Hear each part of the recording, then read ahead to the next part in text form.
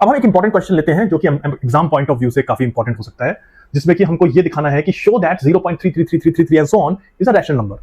अगर हमारे पास 0.25 है, इसको हम इजीली 25/100 की फॉर्म में लिख सकते हैं, लेकिन अगर कोई नंबर 0.3333 है, उसको हम रैशनल फॉर्म में कैसे लिखें? एक चैलेंज है।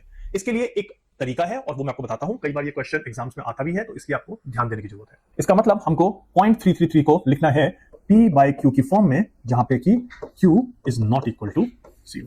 Suppose x is equal to 0.3333 and so on. अब हम क्या करते हैं कि मल्टीप्लाई बोथ साइड बाय 10। मैंने 10 ही क्यों यूज किया? 10 मैंने इसलिए यूज किया कि अगर मैं 0.3 को अपने बार के फॉर्म में लिखूं तो ये हो जाता है नंबर, यानी कि मुझे यहां पे सिर्फ एक डिजिट नजर आ रहा है, इसलिए मैंने इसको 10 लिखा। अगर यही नंबर मुझे वो देता 0.345 बार, तो मैं इसको 1000 से मल्टीप्लाई करता।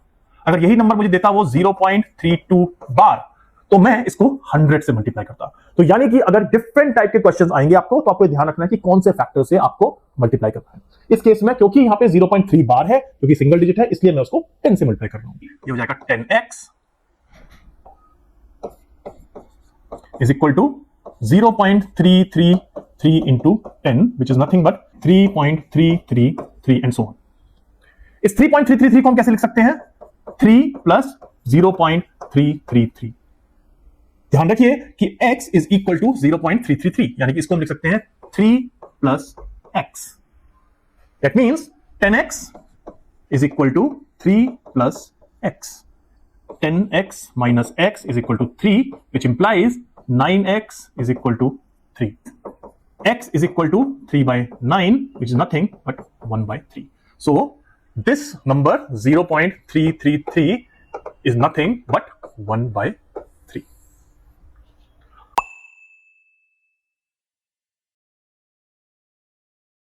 आई एम श्योर कि आपको ये क्लियर हो गया होगा। लेकिन अगर इस तरह के डिफरेंट एग्जांपल्स आते हैं या क्वेश्चंस आते हैं, आपको ये पर्टिकुलर फॉर्मूला ध्यान रखना है कि जहां पे भी आप ये देखें कि कितने नंबर्स के बार लगा है, उसके अकॉर्डिंगली आपको उस नंबर से या 100, 1000, 10, 10,000, 1 मिलियन से मल्टीप्लाई करना है। इंपॉर्टेंट क्वेश्चन है, ध्यान रखिएगा, क्योंकि एग्जाम में पूछा गया है और एग्जाम में फिर पूछा जा सकता है। कॉन्सेप्चुअली अच्छा है, इसलिए इंपॉर्टेंट है।